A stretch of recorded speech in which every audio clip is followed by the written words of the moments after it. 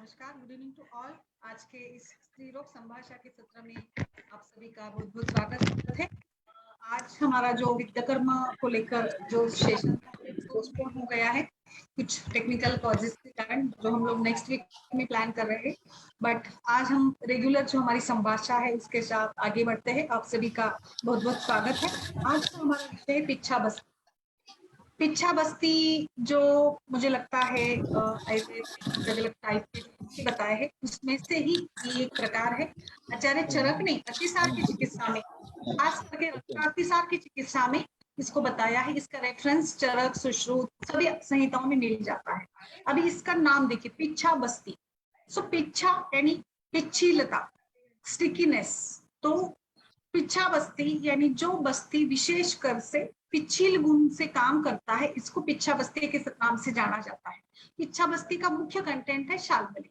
आप शाल्मली त्वक का निर्यास या उसका जो सिद्ध क्षीर है, ये सारा उसमें इस्तेमाल करते हैं। बाकी जो प्रिपरेशन है रेगुलर जो मेथड होती है, लाइक इसमें सेंधव, हनी, कल्क, ऑयल, ये सारा तो सेम रहेगा, बट इसमें खास करके शाल्मली का प्रयोग किया जाता है, इसीलिए इसको पिच्छा बस्ती नाम दिया है।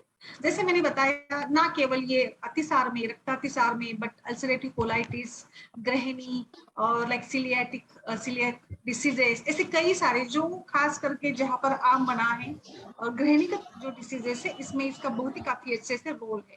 कुछ केसेस में मैंने इसको अर्श जैसे कुछ केसेस में भी प्रयोग किया हुआ देखा है, जो बहुत ही अच्छे से काम करता है।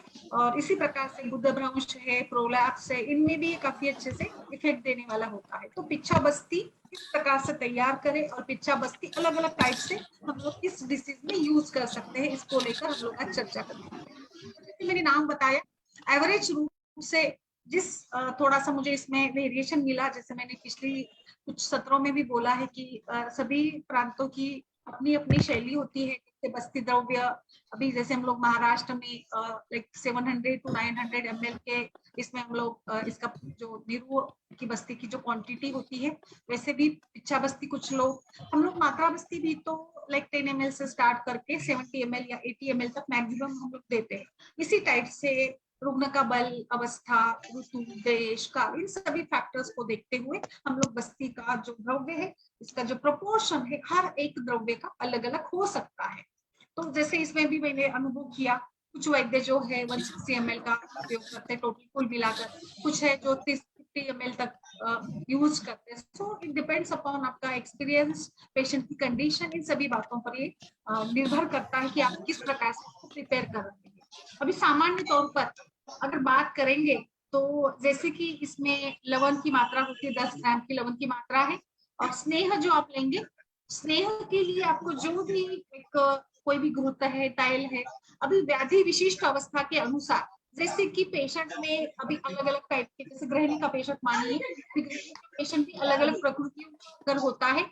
आप किसी का माइक म्यूट करिए प्लीज, डॉक्टर स्मिथ, प्लीज आपका माइक म्यूट करिए मैम प्लीज।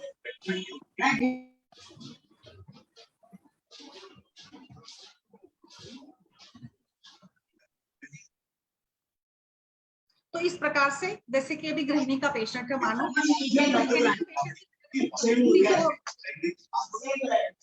भुवन प्लीज आपका माइक बंद करिए। तो इस गृहिणी के पेशेंट में जैसे अलग अलग दाह अगर अधिक है, तो आप इसमें स्नेह के रूप में दाड़ीमादी घृत ले सकते हैं। आप इसमें यष्टिमोदी घृत लीजिएगा, जो कि पेप्टिक अल्सर जैसे पेशेंट में, या जहां पर भी प्रधानता है, बर्निंग सेंसेशन है, ऐसे केसेस में आप स्नेह क्या यूज करेंगे ये आपके ऊपर डिपेंड करता है। जैसे आमतौर पर हम चांगेरी घृत है, यष्टिमधु घृत है, दाड़ीमादी घृत है, या फिर षटपल घृत है, ऐसे हम लोग स्नेह के रूप में इसका प्रयोग करते हैं। तो स्नेह की मात्रा हो गई 160 ml। हमने लवण लिया 10 ग्राम, और लाइक कल्क आप लेंगे 30 ग्राम के आसपास। जो भी द्रव्यों का आप कल्क के लिए क्या यूज करेंगे, अगेन मैं यहाँ पे बताऊंगी, कल्क भी आपको पेशेंट के लक्षण के हिसाब से ही लेना है। आमतौर पर जैसे ये बात हम लोग कर रहे हैं ना कि पिच्छा बस्ती मेनली इंडिकेटेड है डाइजेस्टिव डिसऑर्डर्स में या भ्रंश के केसेस में, ग्रहिणी, इरिटेबल बाउल सिंड्रोम, अतिसार, प्रवाहिका, डिसेंट्री, तो यहाँ पर आम है। तो आम के ऊपर काम करने वाले या अग्नि का दीपन करने वाले ऐसे द्रव्यों का चुनाव अगर हम लोग करते हैं, जिसमें देखिए जैसे कल्क में आप यष्टि मधु का प्रयोग कर सकते हैं, जो कि बहुत ही बेहतरीन है। और यष्टि मधु मधुर शीत गुण के साथ साथ ये वर्ण का रोपण भी करती है और वर्ण भी है। लाइक आप हमेशा पूछते हैं ना कि जैसे कुछ पिगमेंटेशन है, तो इस केसेस में हम लोग किस टाइप का यूज करेंगे। जैसे उस दिन भी हमने देखा कि कुकुमादी तेल का नस्य भी किया जा सकता है, और सर ने उस दिन वर्ण बस्ती के बारे में भी बताया। तो वर्ण बस्ती के साथ साथ ऐसे कुछ द्रव्य अगर हम लोग इंग्रेडिएंट्स के रूप में देते हैं तो निश्चित रूप से इसका इफेक्ट भी मिलेगा। फिर इसके साथ बदर का कल्क भी हम लोग ले सकते हैं, नागबला है, और फिर शालमलित का तो है ही। इसके साथ साथ कुछ हम इसका भी हम कल्क के रूप में यूज कर सकते हैं, जैसे कि पेशेंट की कंडीशन है इसके हिसाब से कुछ पुनर्नवा गुरुचि है, इसका भी प्रयोग अगर हम करते हैं जहाँ पे आपको लगता है कि जरूरत है, इसके हिसाब से भी आप इसका चयन करिए। अभी काढ़ा किसका बनाएंगे, काढ़े में भी आप वैरायटी से हम लोग यूज करते हैं, लाइक यवासा का मूल है को लेकर, कुश को लेकर, फिर काशमूल है, शालमली तो है ही, और उदुम्बर हम लोग ले सकते हैं। स्त्री रोगों में जैसे बात करेंगे तो उदुम्बर का काम बहुत अच्छा होता है। उदुम्बर भी पिच्छिलता या पिच्छिल गुण के साथ काम करने वाला है, जो कि कषाय गुण का भी है, तो वर्णारोपण में अच्छे से मदद करने वाला होता है, इसलिए उसका भी आप प्रयोग कर सकते हैं। इसके साथ साथ अश्वत्थ श्रृंग है, इसका भी प्रयोग हम लोग काढ़े के रूप में कर सकते हैं। अभी कल्क किसका बनाएंगे, तो जैसे मैंने बताया इसमें अभी यष्टि मधु वगैरह भी है, इसके साथ अभी खास करके पिच्छा बस्ती है। पिच्छा बस्ती की बात कर रहे तो हमें इसमें शालमली का तो जरूर उपयोग करना है। अब शालमली का या मोच रस हम लोग आमतौर पर इसको बोलते हैं, इसका आप इसमें समावेश करेंगे। इसके साथ साथ फिर चंदन है, और उत्पल है, वत्सक बीज है, उत्पल वत्सक बीज ये भी शीत कषाय गुण के हैं, प्रियंकु पद्मा। तो टोटल एक ओवरऑल अगर आपने ऑब्जर्व किया होगा तो सारे जो भी द्रव्य इस्तेमाल कर लोग करते वाले हैं या कर रहे हैं, उन सभी का गुण है शीत मधु। तो बिल्कुल पिच्छा बस्ती का उद्देश्य ये भी होता है कि हमारे आंतड़ों में जिस प्रकार से भी संप्राप्ति बनी है, जो भी उष्णता है, जो दाह है, आम बना है, तो इसको शमन करे। So piccha basti also act as a cooling basti. Patient कुछ ऐसे आते हैं ना कि पेट में बहुत ज्यादा जलन हो रही है, दाह हो रहा है, तो इसको कैसे कम करें। ऊपर ऊपर से हम लोग कितना भी मेडिसिन देंगे, बट इंटरनली जो तेज महागुण की विकृति है उसको कम कराने के लिए तो ऐसे ही कूलिंग इफेक्ट वाली बस्ती का प्रयोग हम लोग कर सकते हैं। तो ये एक पैटर्न जैसे मैंने आपको बताया, और इसमें कल्क की मात्रा मैंने बताई आपको 20 ग्राम है, काढ़े की मात्रा होगी 300 मिला की प्रमाण में। तो ये टोटल अभी यहाँ पे जो मैंने प्रमाण बताया है इट इज अप्रोक्सीमेटली 620 ml है। जैसे मैंने बताया आप इसमें कम ज्यादा प्रमाण के साथ भी काम कर सकते हैं। कुछ लोग इसमें माक्षिक वगैरह भी ऐड करते हैं, माक्षिक 150-160 की ml की मात्रा में ऐड कर सकते हैं। अभी जहां पर अल्सर्स के पेशेंट है, ड्यूडेनल अल्सर, पेप्टिक अल्सर बहुत ही क्रॉनिक डिसीज होता है, और इसमें पेन भी होता है खाना खाने के बाद, तो खाना खाने के पहले भी पेट दर्द होता है पेशेंट का कंटिन्यूअली, और अल्सर यानी व्रण बन जाता है, वहां पे जख्म है। तो इस जख्म को भरकर लाने के लिए हम लोग कुछ केसेस में लाइक जात्यादि तेल, जात्यादि घृत भी आप स्नेह के रूप में एड ऑन कर सकते हैं। तो जैसे मैंने शुरू में बताया कि व्याधि क्या है, व्याधि में कौन से दोष प्रकोपित है, कौन से गुणों से प्रकोपित है, उस पे आपको काम करना है। उसके हिसाब से आप अपने आप से अनुभव के हिसाब से द्रव्यों का चयन करिएगा। जात्यादि घृत बहुत अच्छा काम करेगा पेप्टिक अल्सर में, जहां पर भी आपको लगता है कि जख्म है, आंतड़ों में निशान बन गया है, व्रण है, इस व्रण को कम करना है, तो वहां पर निश्चित रूप से इस टाइप से आप सोचिएगा। एक दूसरा भी मैं प्लान बता देती हूँ आपको, जिसमें कुल मिलाकर एवरेजली 250 ml तक की बस्ती हो सकती है, पिच्छा बस्ती, जिसमें शहद मधु लेना है आपको 80 ग्राम। अभी यहाँ पे लवण थोड़ा कम किया है, जैसे मैंने पहले के जो पैटर्न था उसमें मैंने प्लान ए बोली उसको, अभी प्लान बी के बारे में देखते हैं। तो पहले का जो पैटर्न था उसमें मैंने 10 ग्राम बोला था, अभी तो हम लोग 5 ग्राम की मात्रा में लेंगे। फिर यष्टि मधु तेल लेना है आपको 60 ml, और फिर जात्यादि तेल यहाँ पर एक केस में यूज किया था, और ये भी 60 ml। और फिर दूसरा है कल्क, कल्क भी मधुएष्टि का लिया था, तो यहाँ पे तेल भी मधुएष्टि लिया, कल्क भी मधुएष्टि लिया था, क्योंकि यष्टि मधु पित्त शमन के साथ साथ ये सारी कंडीशन के लिए बहुत ही बेहतरीन काम करता है। और जैसे अभी हम लोग पिच्छा बस्ती की ही बात कर रहे हैं, तो इसमें हमें शालमली का त्वक जो है इसका काढ़ा बनाकर, इसको पाक बनाकर हम लोग 240 ml की एवरेजली मात्रा में इसको हम लोग ले सकते हैं। तो इस प्रकार से ये एक कॉम्बिनेशन हम देते हैं। अभी आपका ये सवाल होगा कि पिच्छा बस्ती हम लोग कब कैसे दें। पिच्छा बस्ती can be used along with मात्रा बस्ती। एक केस में हमने शॉर्ट टर्म स्टडी करवाई थी, उसमें बच्चों को हमने ये पिच्छा बस्ती और मात्रा बस्ती ऐसे दोनों भी प्लान में लिए थे। और इसमें खास करके लाइक आहार विहार सभी बातें भी थी, बट फिर भी एक स्टडी या पायलट स्टडी या रिसर्च प्रोजेक्ट के रूप में इसको हमने किया था। और ये पेशेंट थे अल्सरेटिव कोलाइटिस के पेशेंट थे। तो इसमें प्लान जैसे किया गया था कि कंटिन्यूली जैसे कि second, third, fourth, fifth, six, seventh ऐसे टाइप में हमने कंटिन्यूली 6 डे तक पिच्छा बस्ती दिया था। और फिर 8 दिन का हमने मात्रा बस्ती दिलवाया था। तो इस प्रकार से पिच्छा बस्ती, मात्रा बस्ती, इंटरनल मेडिसिन ये कोर्स के साथ साथ बहुत ही अच्छे से अल्सरेटिव कोलाइटिस में इफेक्ट मिला था। जैसे मैंने बताया कि यहाँ पे यष्टि मधु इसीलिए यूज किया और जात्यधिदेव था। तो यष्टि मधु भी रोपण का काम करता है, शमन का काम करता है, दीपन, पाचन, आम का मधुरता, शीतलता, जो भी आपको गृहिणी में चाहिए इफेक्ट, वो सारे इफेक्ट आपको यष्टि मधु से मिल जाते हैं। और यहाँ पे जात्यादि भी यूज किया गया था, तो इसीलिए इसका बहुत ही अच्छा रिजल्ट हमें मिला था।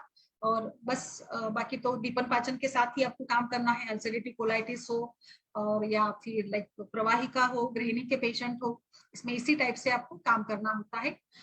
जैसे कि अभी इसमें हम क्षीरपाक कल्पना भी यूज करते हैं, यानी शालमली या मोचरस का सीधा दूध बनाकर भी आप इसमें ऐड ऑन कर सकते हैं। तो अभी दूध यूज किया है, तो दूध के भी जो गुण है कि दूध भी मधुर है, शीतल है, रसायन का काम करता है। तो अल्सरेटिव कोलाइटिस में, पेप्टिक अल्सर में पेशेंट का काफी वेट लॉस होता है। तो वेट लॉस होता है, तो वेट लॉस को भी हमें देखना है, हमें वरण का भी रोपण करना है और इसके साथ साथ धातु का बल बढ़ाने के ऊपर भी काम करना होगा। इसीलिए कुछ जीवनी द्रव्यों का भी आप इसमें प्रयोग कर सकते हैं। और इसीलिए पिच्छा बस्ती को ही हम लोग पित्तहर बस्ती, शीतल बस्ती या जीवन बस्ती या स्तंभन बस्ती ऐसे भी नाम इसको दिए गए हैं। और लाइक रोपन बस्ती भी बोल सकते हैं, क्योंकि ये सारे काम ही एक ही बस्ती में ये हो जाते हैं। इसीलिए पिच्छा बस्ती ये एक श्रेष्ठ बस्ती है और इसको आप कंटिन्यूली 7 दिन प्रयोग कर सकते हैं। इसका जो प्रत्यागम काल होगा it is up to 48 hours. और बाकी जैसे बस्ती के लिए जो हम लोग सारी बस्ती अर्हता अनार्हता जो देखते हैं वो तो आप वैसे भी देखिएगा, लाइक आयु, उसका बल, ये सभी बातें हैं। बट बस्ती, पिच्छा बस्ती कहाँ इंडिकेटेड है, तो ये सारे डिसीज में ही आपको पिच्छा बस्ती का प्रयोग करना है। जो जैसे मैंने अभी बताया अतिसार, प्रवाहिका और लाइक गुल्मा या फिर अर्श, फिशर इन एनो और भ्रंश के केसेस में आपको इसका प्रयोग करना है। तो रूटीनली ही ये बस्ती है, बस इसमें हमने खास करके मोच रस का इस्तेमाल किया है, इसीलिए इसको नाम मिल गया है पिच्छा बस्ती। अभी एक दूसरा भी कॉम्बिनेशन में प्लान सी भी आपके साथ शेयर करती हूँ, जिसमें जैसे अभी देखिए थोड़ा अलग अलग प्लान के हिसाब से, अलग अलग वैद्यों के हिसाब से भी ये प्लान चेंज होता है। जैसे अभी इसमें मधु है 30 ग्राम, देन इसमें गोघृत लिया गया था 30 ग्राम की मात्रा में। और इसमें इस पेशेंट में कृष्ण तेल का प्रयोग किया था, कृष्ण तेल का कल का यूज किया गया था। बस तेल का कल कभी लाइक मल का भेदन करने के लिए और वात दोष के शमन के लिए अच्छा काम करता है ना, इसके लिए। फिर लाइक कुछ मधुरासना सिद्ध क्षीरपाक हमने लिया था, काढ़ा लिया था 80 ml का, और टोटल ये बस्ती हुआ था 160 ml का। तो इस प्रकार से ये भी इसी टाइप का केस था, लाइक पेन, एब्डोमिन पेन, अपचन, इंडाइजेशन ऐसे लक्षण लेकर बद्ध मुरमुर द्रवमल प्रवृत्ति थी। कभी पतला मल आता था, कभी घट्ट मल आता था, पेशेंट को दाह था, इरिटेबल बाउल सिंड्रोम के ही सारे लक्षण थे। तो इस केस में इस टाइप से 160 ml के बस्ती दी थी और पिच्छा बस्ती ही किया था। और इंटरनल मेडिसिन में हमने लाइक दाढ़ीमाती घृत दिया था, दाढ़ीमाती घृत, आरोग्यवर्धिनी और दशमूल भी दिया था, दशमूल का काढ़ा भी दिया था। और जैसे फिर नेक्स्ट कोर्स में अलग अलग टाइप से फिर कुछ कषाय भी दिए थे हमने कॉम्बिनेशन बनाकर, जिसमें कि लाइक गोक्षूर, पुनर्नवा, यष्टि मधु, आमलकी थोड़े से एड ऑन करके, जीवनी द्रव्य के गण को एड ऑन करके ये सारा भी हमने इसमें इस्तेमाल किया था। तो इस टाइप से आप प्लान कर सकते हैं कि पिच्छा बस्ती अलग अलग टाइप से जो भी पेशेंट के लक्षण है उसके हिसाब से आप इंग्रेडिएंट जो है आप इंग्रेडिएंट्स बदलिएगा इसमें, अपने अपने अनुभव के हिसाब से पेशेंट में कुशता कितनी है, रुला, सर्दी, सदन गात्रता, पार्श्वशूल, कटिशूल, पेन, एब्डोमिन वगैरह। एक और ये भी मैं सलाह दूंगी कि इस बस्ती के पहले भी वैसे भी हमें स्नेहन स्वेदन थोड़ा सा हल्का सा कर लीजिएगा, और फिर नॉर्मली जो जैसे हम लोग बस्ती देते हैं उसी टाइप में इसका हमें प्रयोग करना है। और बाकी भी बाद में भी जो पश्चात कर्म है उसमें भी इसी रूटीन बस्ती के समान ही इंडिकेशन है, कुछ अलग से इंडिकेशन इसके लिए नहीं है कि आपको क्या कुछ करना है। बस इसमें दूध का प्रयोग, शालमली का प्रयोग, शहद, मधु, कल्क, स्नेह, ये सारा तो बाकी सभी बस्तियों के समान ही है या फिर एक सरीका ही है। तो मुझे लगता है इस टाइप से हम पिच्छा बस्ती, जैसे आज हमने केस डिस्कस की थी ना कि पिच्छा बस्ती कैसे दिया जाए और किस टाइप से इसको बनाया जाता है, इसीलिए मैंने खास करके आज का ये विषय लिया था। तो 48 मिनट्स का आपका प्रत्यागम काल होगा, 1 मुहूर्त, और समय के योग लक्षण में तो लाइक लघुता, फिर रुचि, अग्निदीपन होता है। धीरे धीरे 7 डेज करिएगा इसको और फिर फॉलोअप लीजिएगा। बाकी जैसे नेक्स्ट मंथ में आप इसको फिर दे सकते हैं 7 डेज के लिए, इसमें कोई दिक्कत नहीं आती है जैसे मेरे अनुभव के हिसाब से। पेशेंट का बर्निंग, पेन, जो एक दाह वगैरह होता है, कुछ गुदभ्रंश के केसेस में भी गुददाह बहुत ज्यादा होता है, तो इसमें भी काफी अच्छे से रिजल्ट्स इसके मिल जाते हैं। सो टेंडरनेस कम होता है, जो इंटेस्टाइनल इन्फ्लामेशन होता है, थोड़ी सूजन आती है, मरोड़ कर उसको मल वगैरह निकलता है ना, तो वो भी कम होता है। और अगर आपने लाइक कुछ मधुर शीत द्रव्य यूज किए तो कई बार जो स्टूल के साथ ब्लड आता है ना, ब्लडी स्टूल होता है, वो भी कम होने में मदद मिल जाती है। तो मेरे हिसाब से पिच्छा बस्ती बहुत ही अच्छे से काम करने वाली है। केवल इंटरनल मेडिसिन देकर नहीं चलेगा, जहां पर भी जरूरत है आप इसका उपयोग जरूर कर सकते हैं, करिएगा। और इसका प्रमाण या सारी बातें जो अभी हमने डिस्कस की थी उसी टाइप से आपको इसमें कम ज्यादा कर सकते हैं। नल परमादि तेल करके भी एक है जिसका भी काफी उपयोग होता है इसमें कल्प या तेल के रूप में। ओके, तो ये मेरी तरफ से था। अभी हम लोग डिस्कस करेंगे, आपका केसेस हो या इसके बारे में आप कुछ करना चाहते हो तो डिस्कस प्लीज। प्रणाम मैम। नमस्कार नमस्कार, बोलिए। हाँ मैम, मैंने आपसे पूछा था तो मुझे ये पूछना था कि ये मतलब नीरू बस्ती नहीं आएगा ना ये? हाँ उसी टाइप का आएगा मैम, काढ़ा तेल सभी नीरू बस्ती टाइप का ही होगा ये।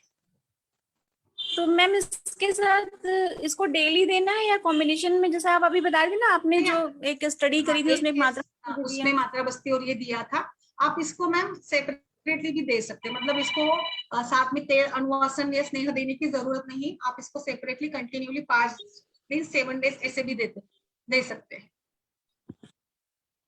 और मैम एक्चुअली मैंने थोड़ा लेट भी ज्वाइन करा था, जैसे मैं तिक्त क्षीर बस्ती देती हूँ तो उसमें मात्रा 150 ml तक देती हूँ मैं, तो उसी तरह इसमें क्षीर पाक तो इसका बनाना ही है, तो उसमें कितनी मात्रा तक देना चाहिए, मतलब जो पेशेंट टॉलरेट भी कर ले? आप जैसे तिक्त क्षीर बस्ती की बात कर रही है ना, तो जैसे अभी मैंने वही बताया कि मात्रा मुझे लगता है ना 160 ml से स्टार्ट करिएगा, और फिर आप इसमें मात्रा 400-500 ml तक भी ले जा सकते हैं।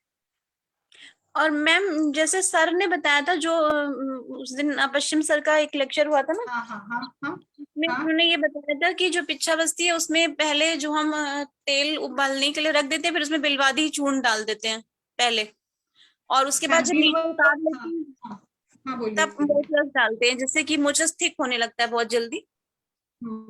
घट्टता उसमें पिछलता स्टिकीनेस होती है ना, इसके लिए। जी हाँ बोलिए बोलिए, पूछिए ना, आपको क्या मतलब क्या और पूछना था पूछिए। उन्होंने तो ऐसा नहीं बताया, लेकिन वैसे तो पिच्छा बस्ती क्षीर में ही बनाई जाती है ना, तेल में तो नहीं बनाई जाती ना, तेल तो अलग से ऐड करना होगा। हाँ मैम, एक्चुअली ना बस्ती बनाते समय जैसे कि पहले हम लोग शहद, फिर इसमें सेंधो डाल देते थे, फिर वो तो एक्चुअली वैसा ही है, बट अभी उनका कुछ अपने आप से लेकर, मैंने जैसे बताया ना, हर एक का अपना अपना तरीका होता है, अनुभव से कुछ परंपरागत उन्होंने सीखा है, तो उसके हिसाब से उन्होंने वो एडेप्ट कर लिया होगा। और मैम एक क्वेश्चन और था मेरा, जैसे कि आयुर्वेद में दुग्ध और इसका लवण का साथ में प्रयोग नहीं बताया गया, तो क्या हमें इस क्षीर पाक वाली बस्ती लवण का प्रयोग करना चाहिए या नहीं करना चाहिए? एक्चुअली तो इंडिकेटेड है मैम, इसीलिए फिर हम लोग पहले शहद में मतलब लवण डालकर इसको अच्छे से ये कर लेते ना, और फिर बाकी के द्रव्य डालते, तो इसका शायद तो कुछ विरुद्ध इफेक्ट ना हो, इसीलिए इसको ऐसे किया जाता है, ऐसे मेरा एक अनुमान है। जी है ना? और मैम एक क्वेश्चन और है मेरा कि ये जैसे अभी किसी ने हाँ, पूछा कि ये नीरू बस्ती की तरह जैसे खाली पेट देते हैं या भोजन के पश्चात देते हैं? नहीं, खाली पेट ही देना है। अच्छा और मैम ये उसमें भी फायदा करेगा जो पेशेंट को, मतलब एक मेरे पे पेशेंट है, उसको बहुत दाह रहता है, मतलब वो पूरे टाइम उसको सिर तक दाह रहता है, गले में दाह रहता है, पेट में दाह रहता है, उसको कुछ नहीं निकलता, टेस्ट दीजिए उसके मैम, नॉर्मल आ। दीजिए उसमें ना यष्टि वाला दीजिएगा, मधु का उपयोग जरूर करिएगा इसमें ना, बिकॉज जी इच्छा बस्ती ना हम किसी भी पित्तज जनित, like even you can give in the fever also, इसमें भी दे सकते हैं आप। क्रॉनिक टाइप का डायरिया है, गृहिणी है, गुल्म है, एब्डोमिन पेन है, वहां पर भी आप दे सकते हैं। तो उसको मैम तो मधु आप पाक बना के दें? यष्टि मधु वाला दीजिए मैम। और अगर आपको लग रहा है कि कुछ लाइक ऐसा व्रण के जैसा है वहां पर ना, तो आप जात्यादि भी ऐड कर सकती है इसमें। नहीं मैम व्रण तो नहीं है, लेकिन उसको अपर हाँ। बॉडी में पूरा, मतलब पूरा एब्डोमेन से लेके ऊपर सिर तक उसको दाह दाह हर समय दाह होता रहता है। हम्म हम्म हम्म और हम्म। उसको मैंने उसको शिरो पिच्चू भी करवाया, उसको सब कुछ कर, लेकिन उसको कोई फायदा ज्यादा नहीं, बीच बीच में ठीक हो जाती है लेकिन फिर उसको होने ही लगता है। और अच्छा मेनोपॉजल है पेशेंट, 50 के आसपास एज है, तो मुझे लग रहा है उसका भी कुछ है उसको। अच्छा, फिर दीजिएगा ना आप, तो ये टाइप से अभी दीजिए, अमुलेटी का दीजिए, यष्टि मधु का प्रयोग करिएगा इसमें। और आप मैम इसमें तिल तेल भी डाल सकती है। जी मैम। मैम तिल कल्क भी डालते हैं ना कभी इसमें कुछ लोग? हाँ, कल्क भी है। कल्क देखिए, कल्क, स्नेह, लवण, काढ़ा और तेल, तो आप सभी भी मिला सकते हैं इसमें। जी मैम। और मैम हम्म। इसमें रेक्टल अल्सर वाले में तो मोचरस वाला ही अच्छा रहेगा, जिनको किसी मोचरस भी। वाला ही अच्छा रहेगा, बट इसमें भी आप थोड़ा सा कुछ मतलब रेक्टल में भी लाइक थोड़ा बर्निंग वगैरह है क्या उसमें? मैम कृमि नहीं है उसको, पेशेंट को उसने कोलोनोस्कोपी कराई थी, उसमें रेक्टल अल्सर निकला है, वो सब जगह से करवा चुकी है ट्रीटमेंट, यहाँ कानपुर में सारे जो अच्छे हॉस्पिटल्स हैं गैस्ट्रोलॉजी के वहां पे, लेकिन उसको कहीं से रिलीफ नहीं हुआ, तो अभी मेरे पास आई थी तो। मैम एक्चुअली मैं, हाँ थोड़ा सा बताऊँ इसमें एड ऑन ये करना चाहती हूँ ना, जैसे अभी आपने पूछा था ना, तो शाल्मली का जो हम लोग क्षीरपाक तैयार करेंगे ना, वो अलग से करेंगे, और फिर उसमें हम जो भी तेल घी और बाकी सारा जो भी कल्क वगैरह है वो अगर मिला देते हैं तो इट्स बेटर। अभी सर की विधि भी थोड़ा मुझे भी अलग लगी, बट स्टैंडर्ड मतलब अभी जो सारा वैसे तो सारे लोग तो इसी टाइप से कराते हैं, शाल्मली का अलग से बना लेते हैं और फिर उसमें ही बाकी का इंग्रेडिएंट्स है वो डाल देते हैं। अबे तो मैम इसमें हाँ जैसे शालमली का क्षीरपाक बना करके उसके बाद उसमें तिल कल ऐड कर ले और हाँ, जात्यादी घृत या मधुरेटी घृत यस ऐड कर यस ले। यस यस यस यस, ये ठीक रहेगा मेरे हिसाब से। ऐसे आपने कभी इसके पहले दिया था या पहली बार ही दे रही है? हाँ, रचना पहली बार दे रही है, इसके पहले भी दिया था? आवाज नहीं आ रही आपकी।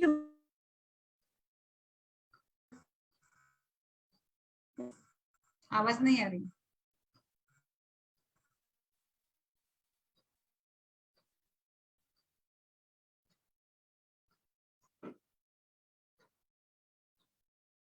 हेलो रचना जी, आवाज नहीं आ रही।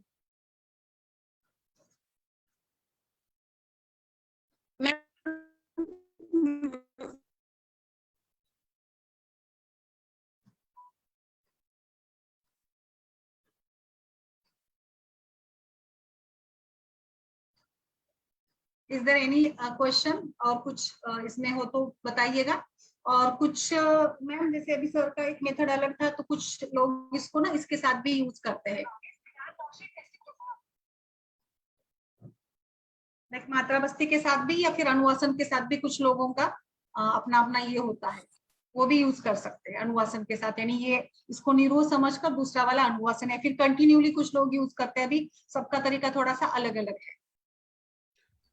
मैम इसमें आपने मैक्सिमम कितने डेज तक बताया ये सर जो? एक एक्चुअली जैसे कि आप पेशेंट की सीवियरिटी के हिसाब से 7 दिन, 15 दिन या 30 दिन तक भी देते हैं। जैसे अभी बात करेंगे तो नस्से को लेकर देखिएगा, प्रतिमाश नस्से का। फिर मात्रा बस्ती कुछ लोग बताते हैं कि मात्रा बस्ती के लिए भी कोई नियम नहीं है, तो कुछ 5 डेज, कुछ 7 डेज, कुछ लोग तो महीना भर भी मात्रा बस्ती देते हैं, तो सभी का अपना अपना मैम उसमें। जनरली जो ये जो नीरू वाली होती है, इसमें वो बोलते कि 5 दिन या 6 दिन कुछ ऐसा मैक्सिमम रखते हैं, उसके बाद अनुवासन से उसका इंटरचेंज कर देते हैं। तो यस तो जैसे कर्मकाल योग बस्ती कहते हैं ना हम लोग, 7 8 डेज 15 डेज और 30 डेज, तो इसमें भी आप ये भी अल्टरनेटली कर सकते हैं या फिर ऐसे ही सिंपल भी दे सकते हैं।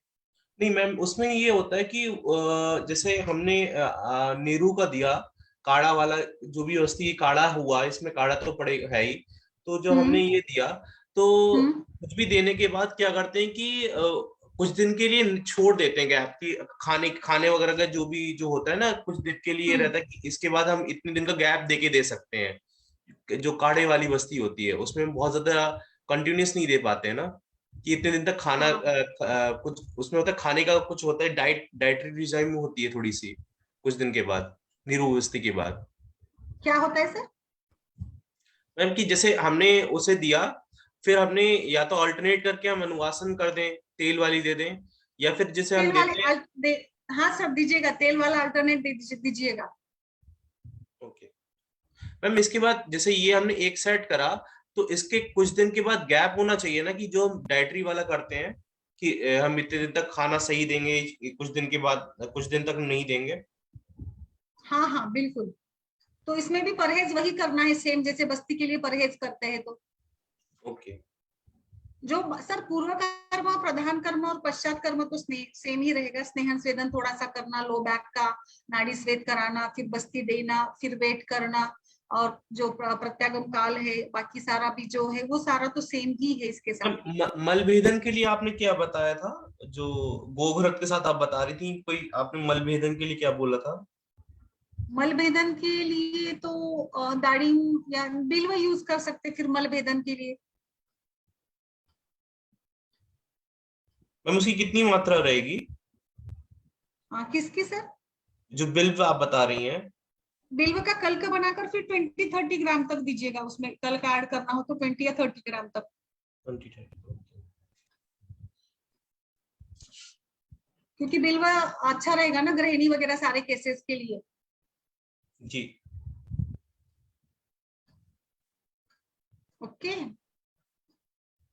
मैम, जो शीर पाक जब भी हम करेंगे तो उसमें पहले हम जो है दूध का ही पूरा शीर वगैरह का बनाएंगे, उसके बाद उसमें हम बाकी चीजें ऐड करनी चाहिए, या कैसे होना चाहिए? जब जैसे काढ़ा तो अलग है, मतलब शीर पाक जब नहीं है तो उसका अलग तरीका है, लेकिन हम शीर पाक करना है तो आपने बताया कि पहले हम शीर पाक पहले करें, उसके बाद बाकी चीजें ऐड ऑन करें उसमें।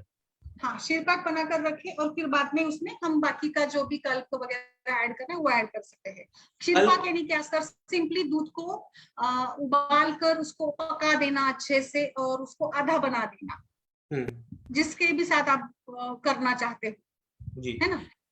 तो उसमें मैम जैसे आपने उबाल लिया, पूरा कर लिया, जो भी पानी सारा उड़ा दिया हमने उसका, शीर पाक हमने उबाल लिया, उसमें हम तेल भी डालेंगे, उसमें हम घी भी डालेंगे उसके बाद।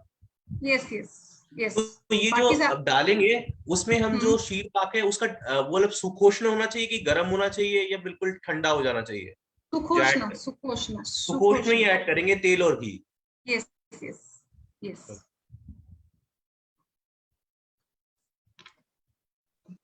क्योंकि सुखोष्ण ही काम करेगा ना, अच्छा रहेगा ना, वही सुखोष्ण ही करते हैं सभी लोग।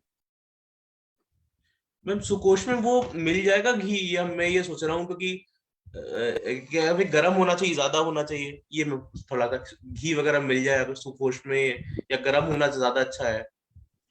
नहीं सुखोष्ण ही ना सर, गर्म क्यों? अच्छा ठीक है, सुखोष्ण में मिल जाएगा। ओके हाँ थैंक यू मैम। हाँ जी, क्या आप अल्सरेटिव कोलाइटिस पेशेंट्स में लवण ऐड करके पित्तावस्थी करते हैं? हाँ सर। क्योंकि जी अल्सरेटिव कोलाइटिस में ज्यादा issues, already there is an ulcer and when you are giving salt it is efficiently dravya 5 grams की मात्रा में तो डालेंगे तो ही वो ये हो जाएगा ना, नहीं तो फिर कैसे डालेंगे? विदाउट आप नहीं देते क्या? नहीं डालते क्या आप? नहीं डालते हैं मैडम, क्योंकि इसका रेफरेंस आप चरक संहिता में भी देख सकते हैं। पित्तज वस्तिस में आप लवण नहीं देना चाहिए, फर्स्ट पॉइंट। और शिशो अलवण इतः, शिशो में जब भी हम करते हैं लवण नहीं डालना चाहिए, ये चरक संहिता की रेफरेंस ही है। चलो रेफरेंस छोड़ देते हैं, प्रैक्टिकल बात करेंगे तो वो थोड़ा अलग ही हो जाते हैं। हाँ ठीक है, मैं रेफरेंस के लिए नहीं जा रहा हूँ, मैं बस आपकी एक्सपीरियंस सुनना चाहता हूँ, क्योंकि अल्सरेटिव कोलाइटिस में जब भी हम क्षीर पाक भी देते हैं, कई पेशेंट्स को मिल्क से बहुत एलर्जी होते हैं। जब आप मिल्क से दे रहे हैं तो क्या उसमें अल्सरेटिव कोलाइटिस में ब्लीडिंग नहीं होता है? आपका एक्सपीरियंस आप शेयर कर लीजिए ना, आपका एक्सपीरियंस मैं जानना चाहता हूँ, क्योंकि मैं उधमपुर वस्ती करता हूँ, जिसमें जो आप सारी कह रहे हैं वो सारी मैं देता हूँ, लेकिन मैं एक क्षीर पाक गोट की मिल्क से करता हूँ। कौन से सर? गोट अजक्षीरा। वेरी नाइस, वे तो बहुत अच्छा काम करता होगा ना। कैसे कैसे बनाते हैं बताइए जरा। सेम थिंग जैसे आप बताते हैं, तो उधमपुर का कल्क लेते हैं, तो अजक्षीर में इसको पाक करते हैं। तो क्षीर पाक का तो आपको तो पता है 1:4:8 पानी का, और ऐसा आपको पता है क्षीर पाक का कैसे बनाना है। तो उसके इसकी इसी मात्रा में बना के हम क्षीर पाक उतार के उसमें मोचरस ऐड करके चांगियार यदि घृत या जो भी है, या कभी कभी हम केवल बिल्व फल से भी आप ये कर सकते हैं, अजक्षीर में पाक कर लीजिएगा। बहुत अच्छा, आप बहुत अच्छा बता रही हो, बहुत अच्छा इफेक्टिव होता होगा। बिल्कुल हम बहुत केसेस, हमको इवन फॉरेन से भी हमारे केसेस आते हैं, लेकिन प्रॉब्लम क्या है कि कभी कभी बीच में ब्लीडिंग ज्यादा हो जाता है। तो इसीलिए मैं पूछ रहा हूँ, क्या आपका एक्सपीरियंस बताइए, तो क्या आपका एक्सपीरियंस भी मैं सुनना चाहता हूँ कि क्या आप लवण के साथ करने के बाद कोई कॉम्प्लिकेशंस आपको राइज नहीं हो रहे हैं अल्सरेटिव कोलाइटिस में? सर नहीं, वैसे तो नहीं, क्योंकि बाकी सारे जो ड्रग्स डालते हैं ना उसके साथ उसका इफेक्ट ये हो जाता है, इसीलिए तो मुझे कभी ऐसा कुछ नहीं सुनने में आया। अच्छा, क्योंकि हम बहुत सारी ट्राई करके देखा था। यस, बट आपका भी मुझे ठीक लग रहा है, वो भी ठीक रहेगा। आप जो बोल रहे हैं ना सारा, लाइक मतलब आप केवल मोचरस, दुग्ध, घृत और काढ़ा कल के मिलाकर देते हैं, उसमें आप लवण नहीं डालते हैं। देखिए, कषाय वस्ती में आप माक्षिक के बिना कषाय वस्ती कर सकते हैं, कल्क के बिना वह कषाय वस्ती कर सकते हैं, कषाय के बिना कषाय वस्ती कर सकते हैं, आवाब के बिना कषाय वस्ती कर सकते हैं, लेकिन तेल के बिना कषाय वस्ती नहीं कर सकते। ये एज पर संहिता के हिसाब से यही होता है। यस सर, बिल्कुल। ये किसी को आप एक्सक्लूड करके वस्ती करते जा सकते हैं। फॉर एग्जाम्पल वात रोग में आप बिना माक्षिक से कर सकते हैं, पित्तजय रोगों में लवण के बिना कर सकते हैं, चूर्णावस्थी में कषाय ही नहीं होता है। ऐसा बहुत सारे रेफरेंस है। लेकिन पिच्चावस्थी में क्या है कि जब आप पिच्चावस्थी में आप जब अजाक्षीर ऐड करते हैं, अजाक्षीर का प्रॉपर्टीज ग्राहक है, वेरएस आपका गो क्षीरा इस सरग है तत्र, आपको पता ही होगा। ना लवण क्यों डालना है? मेरे हिसाब से लवण का जो एक एक्सपीरियंस है, क्यों लवण से ना एब्सॉर्ब होने में मदद मिलती है। हाँ जी, आप जो बता रहे हैं वही सही है, लेकिन सही लेकिन आप विमान स्थान में जाके पढ़ लीजिएगा, पित्तज विकार में अलवणावस्थी करना ही पड़ेगा, क्योंकि पित्तज को पित्त बढ़ेगा, उष्णता बढ़ेगी। और स्पेशली आप अल्सरेटिव कोलाइटिस देखेंगे, उसमें और भी जख्म ज्यादा है अंदर, तो उसका इफेक्ट और ज्यादा बढ़ेगा, पित्त और ज्यादा दूषित हो जाएगा।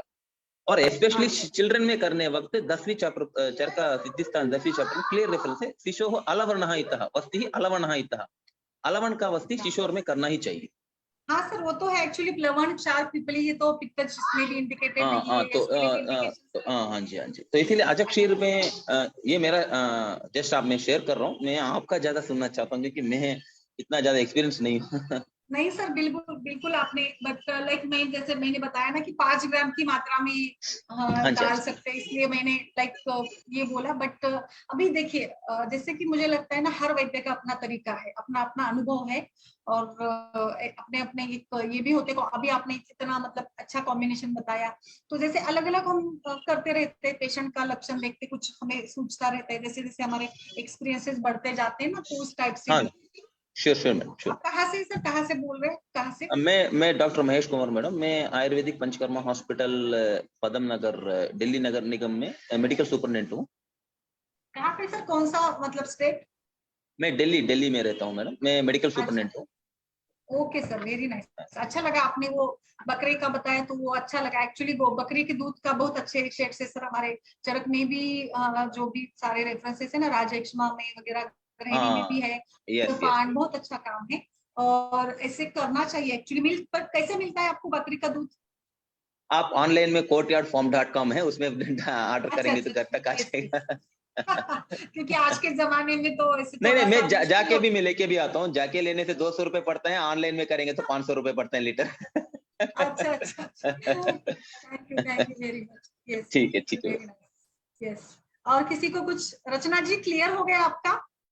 डिस्कस करिए। देखिए अभी मैं भी परिपूर्ण नहीं हूँ ना, मैं भी अपने यहाँ के हमारी जो पद्धति उसके हिसाब से बोल रही हूँ, तो मेरी भी कुछ थोड़ा सा ये हो सकता है। रुबन सर, वो आपने कौन सी वेबसाइट से बोला है इसका, जो जो बकरी का आप दूध है? कहाँ रहते हैं? सर मैं ये बरेली के पास रहता हूँ, यूपी में। बरेली की न, सारी तो बरेली में तो आपको मिलेगा नहीं, ये मैं दिल्ली में रहता हूँ, एनसीआर में सप्लाई करते हैं, courtyardfarms.com बोल के। कोर्टयार्ड फार्म्स, अच्छा। हाँ, कोर्टयार्ड फार्म्स, वो पूरा दिल्ली में सप्लाई करते हैं। बरेली में तो आपको मिलेगा ही मिलेगा, क्योंकि मेरा पेशेंट बहुत बरेली से आते हैं, तो वहाँ मिलता है आपको। वहां पे नहीं, तो थोड़ा सा आगे हूँ, अच्छा, एग्जैक्टली ठीक बरेली में। तो ये है। ठीक। दूसरा सर, ये जो आपने बताया है, जो अलवण वाली जो आपने बताई है हाँ जी मछली, ये इसका रेफरेंस चरक में कहाँ पे दिया रखा है, चरक सर, वाली में? आपको थोड़ा बुक को कभी कभी थोड़ा ढूंढना पड़ेगा सर, सारी में बताऊंगा तो आप होमवर्क नहीं करेंगे, आप पढ़ लीजिएगा। 12 चैप्टर ही हैं सर, ज्यादा नहीं है। Okay sir.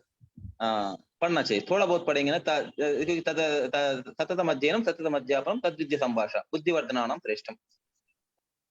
मतलब गलत मत मानिए, थोड़ा आप बुक को खोलते रहेंगे ना, ज्यादा आपको रेफरेंस ग्रैडी में ही होगा, ग्रैडी वाले में जो। नहीं नहीं सर, मैं आपको बता भी दिया था 12 चैप्टर ही हैं, तो 12 चैप्टर्स रहने वाला कौन सा होते हैं? कल्प सिद्धिस्तान में 12 चैप्टर होता है।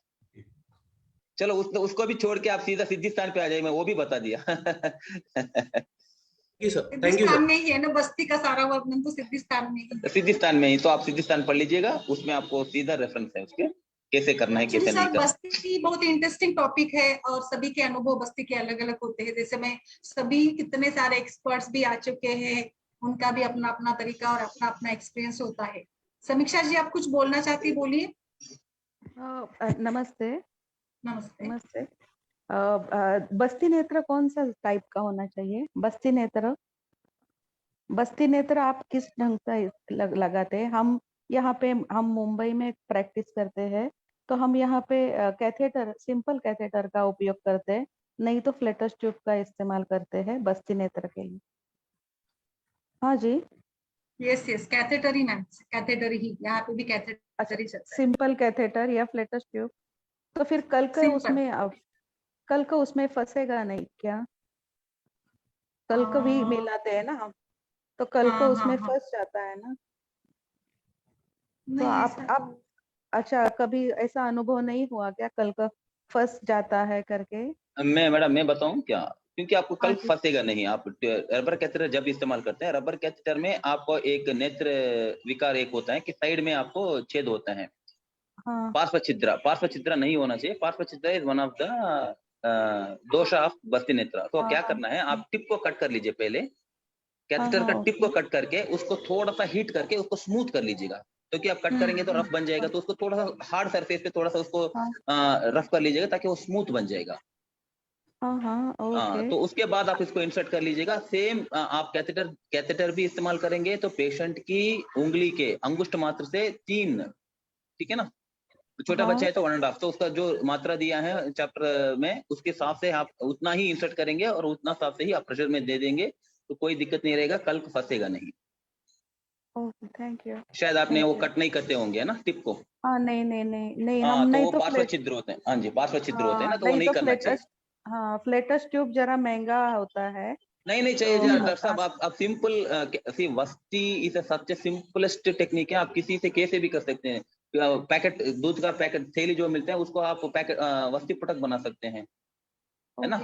सबसे बढ़िया सिंपल सी चीज है। वस्ती पटक बनाने के लिए आपको कुछ भी नहीं चाहिए। चरक में भी बहुत सारी बता रखा है, चर्मा पट्ट भी बता रखा है कि आप केवल दूध का थैली ले लीजिएगा, उसको क्रॉस में कट कर लीजिएगा, तो उसमें आप इसका फिट करके उससे दे सकते हैं। अच्छा, यहाँ पे किसी हम से भी ना ग्लिसरीन सिरिंज, तो चलो ग्लिसरीन सिरिंज 100 ml है तो वही सफिशिएंट है। तो उसमें क्या करेंगे, उसमें आपको 2 टिप्स आते हैं, एक लॉन्ग टिप एक स्मार्ट टिप आता है। तो उसके ऊपर सिलिकॉन जो मदर का फीडिंग ब्रेस्ट आता है ना, सिलिकॉन ब्रेस्ट, उसको उसके ऊपर लगा के उससे आप कर लीजिएगा, तो कोई कॉम्प्लिकेशन नहीं आएगा। ओह, सो नाइस। एयर लीक नहीं होते क्या? कहीं नहीं होगा जब सब सही से उसको फिट कर लीजिएगा, तो कोई इतना स्मूथ से अंदर चले जाएगा, क्योंकि वो चरक में बताते हैं ना कि आप थोड़ा सा भी हिलाएंगे तो छिद्र, बहुत सारी कॉम्प्लिकेशन बता रखा है, वो सारी कुछ भी नहीं होगा। हम लोग ऑयल भी लगा देते हैं ना सर, पहले ऑयल भी करना लगा ही पड़ेगा ना। स्निग्धम नेत्रम ही इंसर्ट करना है, तो स्निग्ध नेत्र से भी और स्मूथ हो जाएगा। जब आप मदर्स का जो ब्रेस्ट आर्टिफिशियल निपल आता है ना, आर्टिफिशियल निपल सिलिकॉन का, इतना स्मूथ होता है, तो वो इसके ऊपर आप फिट करके उसको आप इंसर्ट कर लीजिएगा, कोई प्रॉब्लम नहीं आएगा। Even in infants we can do it. मैं 1 साल बच्चे में भी कषाय वस्ती करता हूँ, कुछ नहीं होगा। अच्छा तो वो एक्चुअली सिंपल है थोड़ा सा, मतलब अभी एक प्रैक्टिस और अपना कॉन्फिडेंस। क्योंकि आपको नेत्र के लिए अस्थि भी बताया है, चरक संहिता आप पढ़ेंगे तो अस्थि भी बताया है, अस्थि से भी आप वस्ती नेत्र बना सकते हो। With a bone you can make a vasti netra, so you can use anything whatever you want. Yes, only thing you have to maintain the dimensions, never forget to maintain the dimensions. Dimension तो पक्का आपको follow करना पड़ेगा। निग्धे गुदे नेत्र चतुर्थ भागम बोले तो नेत्र चतुर्थ भाग ही डालना पड़ेगा। तो कितना वो प्रमाण बताया था, वो प्रमाण तो आप मेंटेन कर लीजिएगा। बच्चों में आप कितनी मात्रा देते हो? बच्चों में क्या किसका जी, किसका पूछ रहे हैं? मतलब कषाय वस्ती आप कषाय वस्ती लेंगे तो कषाय वस्ती का फर्स्ट ईयर से शुरू होगा, तो फर्स्ट ईयर में फर्स्ट 1 पल देंगे। 1 पल का मतलब ये नहीं कि 50 ml लेंगे, आप पेशेंट की अंजलि प्रमाण मेजर करेंगे, उसके हिसाब से होगा। अभी 6 फीट पंजाबी पर्सन का उत्तम मात्रा 1.3 लीटर हो सकते हैं, वही साउथ इंडियन वुमेन का उत्तम मात्रा 600 ml हो सकते हैं। तो स्व अंजलि प्रमाण, स्व अंगुष्ठ प्रमाण ही आप मेजर करके देना पड़ेगा। Thank you. हाँ जी, अच्छा बताया सर आपने, वेरी नाइस। आते रहिएगा रोज डॉक्टर भुवन सर। भुवन है ना आपका नाम सर? सारी मैडम, ये मेरा बेटा का नाम है, मेरा नाम डॉक्टर महेश है। डॉक्टर महेश, सॉरी सारी मैंने भी गलत में वो एंट्री हो गया था, वो मेरा नाम डॉक्टर महेश है। ठीक है सर, ठीक है। यस थोड़ा सा लाइक अलग अलग लोग, मतलब अलग अलग स्टेट का अपना अपना कल्चर और वो होता है ना, तो अच्छा लगता है। सो रचना जी, आई होप कि क्लियर हो गया होगा। और एक बार मैं क्लियर कर दूं कि पिच्छा बस्ती सेपरेट भी दिया जा सकता है, कुछ लोगों देते हैं, और इसको हम लोग अनुवासन के साथ भी दे सकते हैं एज ए निरूह बस्ती, आप इसको दे सकते हैं। और जैसे अभी सर का अनुभव भी मुझे ठीक लगा, बट लाइक यहाँ पे हम लोग थोड़ा सा लवण डालते, इसलिए मैंने वो भी नहीं छोड़ा। वो भी आप मतलब अभी थोड़ा अपना अपना हिसाब से वो कर सकते हैं इसमें। मैम अल्सरेटिव कोलाइटिस के लिए या फिर जो रेक्टल अल्सर है उनके लिए फिर सर जैसे कह रहे हैं अजाशीर ही प्रयोग करें क्या, वो ज्यादा बेटर रहेगा? हाँ करिए, अगर मिल जाते तो करिए सर। एक बार थोड़ा सा डॉक्टर महेश सर, एक बार अजाक्षीर और क्या डाला था आपने? मोचरस। हाँ मैडम, हाँ मोचरस डाला है मैडम। सेम क्वांटिटी में? हाँ सेम क्वांटिटी। उसमें कल्क नहीं मिल रहा है तो आप मोचरस डाल दीजिए, बिलवादी गुटिका डाल दीजिएगा, उसका अच्छी स्मूथ फाइन पेस्ट करके उसमें डाल दीजिएगा।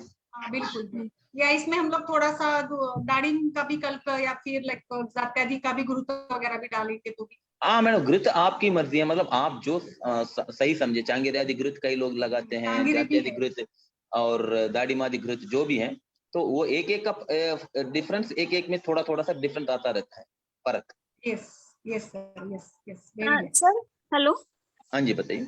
सर मैं ये पूछ रही थी, अल्सरेटिव कोलाइटिस वगैरह के लिए जो आप बता रहे हैं ना अजाशीर, तो अजाशीर के साथ बिल्व और ये मोचरस और दाड़िम त्वक, इनका शीर पाक बना के क्या दे सकते हैं? मैडम ये कॉम्बिनेशन मैंने बनाया नहीं, आप बना सकते, कोई गलती नहीं है। देखिए बिल मैं बहुत सारी कॉम्बिनेशन बनाता ही रहता हूँ, मतलब एक पेशेंट में कभी कभी एक दिन में एक कॉम्बिनेशन देता हूँ।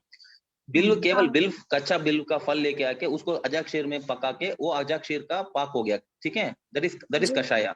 तो उसमें थोड़ा सा मोचरस का पाउडर डाल दीजिएगा, वो कल्क बन गया। गोघृत नहीं डालते, उसमें चांगेरियादि घृत डाल दें तो चांगेरियादि घृत डाल दीजिएगा, या जात्यादि घृत डाल दीजिएगा। तो हनी थोड़ा सा ऐड कर लीजिए, बस इतना ही है। क्योंकि जनरली अल्सरेटिव कोलाइटिस इतना सेंसिटिव पेशेंट होता है कि even after doing this worst is sometimes in between you can have flare ups, बच्चे को इससे भी फ्लेयर अप्स हो जाएगा कभी कभी। तो you have to be very very careful while doing ulcerative, क्योंकि थोड़ा सा प्रॉब्लम होता है। क्योंकि मेरा पेशेंट को जो ऑस्ट्रेलिया से आया तो उसको करते करते बीच में उनको ब्लीडिंग बहुत ज्यादा हो गया, तो स्टिक के रूप से हमको फिर उसको बच्चे को थोड़ा सा रोकना पड़ेगा बीच में, फिर थोड़ा एलोपैथी का हेल्प लेना ही पड़ा, फिर उसके बाद फिर ठीक करके अभी no is very good. But ये थोड़ा सा होता है ना, थोड़ा सा भी कहीं कहीं थोड़ा भी आप गलती करेंगे उसमें फ्लेयर अप्स होने के चांसेस होते हैं। आप चिंता मत करिए, डरना नहीं, तो एलोपैथी का सहाय ले लीजिएगा, लेने में कोई दिक्कत नहीं है। सर एक क्वेश्चन और था मेरा, जैसे मैं गवर्नमेंट हॉस्पिटल में हूँ तो पेशेंट बहुत पुअर रहते हैं, तो वहां पे सप्लाई में जो बिलवादी चूर्ण आता है वो भी यूज कर सकते हैं क्या इसके लिए, या अलग से? देखिए मैं भी गवर्नमेंट में ही हूँ, मैं भी गवर्नमेंट का हॉस्पिटल का ही इंचार्ज हूँ, तो मैं भी जितना सस्ते से सस्ता मैं कर सकता हूँ उतना सस्ता मैं भी सोचता रहता हूँ। इसीलिए मैं तेली पैकेट का दूध का तेली में इस्तेमाल करता हूँ ताकि प्रोडक्ट ज्यादा फ्री हो जाए। ठीक है। तो मेरे पास मैं स्वर्ण से भी बना रखा हूँ, वस्तिनेत्र सिल्वर से भी बना रखा हूँ, कॉपर से भी बना रखा हूँ, प्लास्टिक कैथेटर से भी देता हूँ, जो मिलता है उससे कर सकते हैं, वो डिपेंड होता है आप किससे कर रहे हैं। ठीक है, कोई दिक्कत नहीं। तो सर बिलवादी चूर्ण यूज कर सकते हैं? बिलवादी चूर्ण इस्तेमाल कर लीजिए। देखिए बिलवादी चूर्ण अल्सरेटिव कोलाइटिस वालों में इस्तेमाल करते वक्त ज्यादा केयरफुल रहिए, ताकि उसमें आप बिल्कुल स्मूथ फाइन पाउडर बना दीजिएगा। थोड़ा भी मोटा होता है ना, वो जाके थोड़ा सा भी वो अल्सर को टिकलिंग करेगा तो ब्लीडिंग दिखेगा, पेशेंट डर जाएगा, आप भी डर जाएंगे।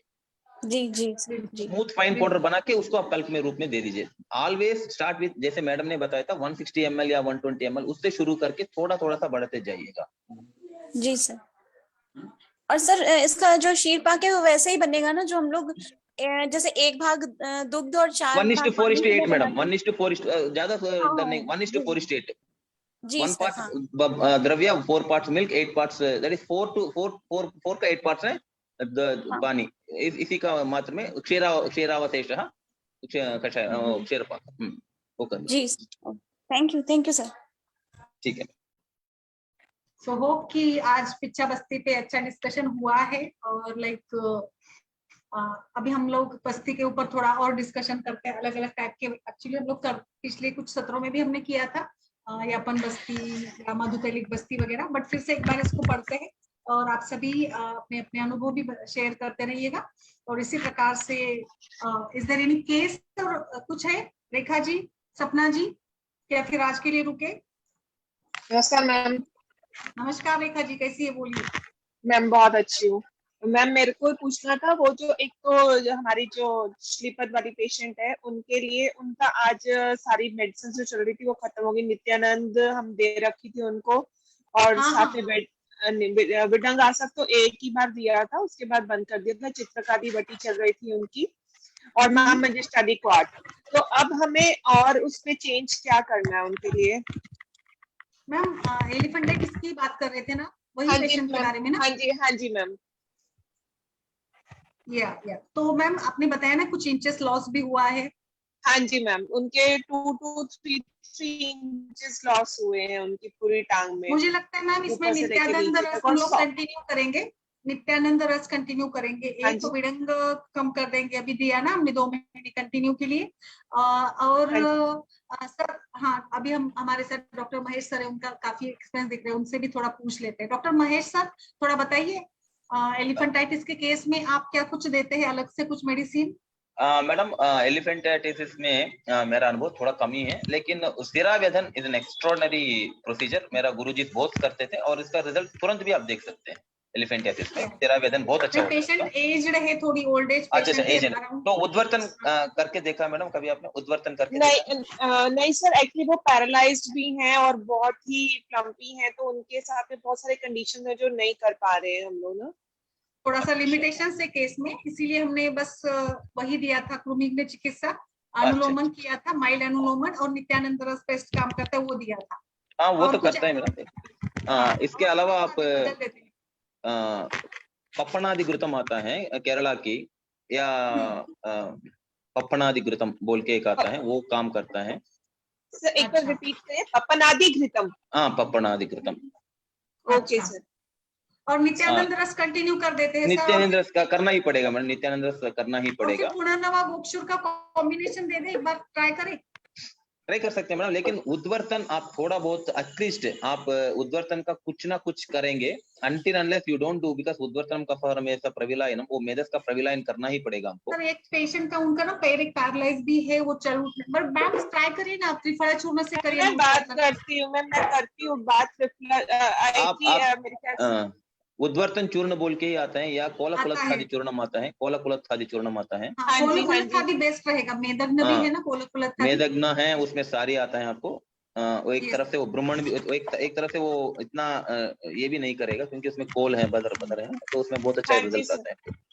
कोल अच्छा चूर्ण से बस सिंपल से आप ऐसा कर लीजिएगा, उनको बोल देना कि पेशेंट का कोई रिलेटिव है तो थोड़ा सा स्प्रिंकल करके उसके ऊपर हल्का सा ऊपर की तरफ करना है मैसेज, नॉट डाउनवर्ड्स, अपवर्ड्स का मसाज करना चाहिए। Okay okay sir. प्रतिलोमन की रूप में करना पड़ेगा ऊपर की तरफ। वो 10 मिनट करना है। करने के बाद थोड़ा सा स्टीम देने के लिए बोल दीजिए, हल्का सा स्टीम देने के लिए बोल दीजिए। बाष्पस्वेदन करिएगा। हाँ, बाष्पस्वेदन कर सकते हैं। आपके पास मनशिला का भस्म है तो वो पानी में मिला के उसमें पैर रखने के लिए बोल दीजिए। हमारा गुरुजी करते थे। मनशिला का भस्म या ताड़क, हर ताड़क भस्म है तो थोड़ा सा वो पानी में मिला के उसमें पैर लगाने के लिए, पैर को रखने के लिए बोल। Okay sir. यस, चलिए थोड़ा अलग से कुछ हमें कॉम्बिनेशन भी मिला सर से और देखते ट्राई करके। और मुझे अच्छा लगा मैम ये मैंने थोड़ा ज्यादा होप नहीं रखे थे इस केस के साथ, बट इंटरेस्ट लॉस हुए थोड़ा तो अच्छा लगा। फिर भी आप करते रहिएगा। मैंने इनकी एक्सरसाइज भी करा रहे हैं, लेग रेजिंग एक्सरसाइजेस वगैरह भी साथ साथ में वो लगा के ना, स्ट्रिंग लगा के वो एक्सरसाइज भी करा रहे हैं और साथ में ये चल रहा है। तो वही था एक्चुअली मेरे लिए भी एक लिमिटेशन क्या कि मैं देहरादून में, वो करनाल में है, तो मैं जो कर सकती हूँ, अब मैं फिर करनाल जाऊंगी मोस्ट ऑफ इसी मंथ के एंड में, तो फिर मैं जाके ये सारी चीजें और ऐड ऑन करवाती हूँ उनकी। यस मैम, करिए अभी 1 महीना ये कंटिन्यू करिएगा, फिर हम लोग नेक्स्ट महीने में और कुछ थोड़ा सा प्लान बदल देते हैं, तो बदल के मेडिसिन देते रहेंगे। और जैसे सर ने भी बताया उद्वर्तन करिएगा मैम इसमें थोड़ा, और बाष्पस्वेदन से भी लॉस होगा ना, फैट विलेन होगा और मतलब सूजन भी कम होगी और उनको रिलीफ भी मिलेगा स्वेदन से, लाइक अच्छा लगेगा उनको, पेशेंट को एज के हिसाब से भी, है ना। ओके मैम, जैसे उनके घर पे बाष्पवेदन कराना है तो हम कौन सा क्या यूज कर सकते, जो हमारा नॉर्मल हम स्टीमर जो यूज करते हैं उसी से करवा देते हैं? नहीं मैम, आप ना मतलब एक चूर्ण उद्वर्तन करा लिया तो एक बड़ा तौलिया लेकर गरम पानी में डुबोकर उससे भी आप बाष्पस्वेदन करा सकते हैं।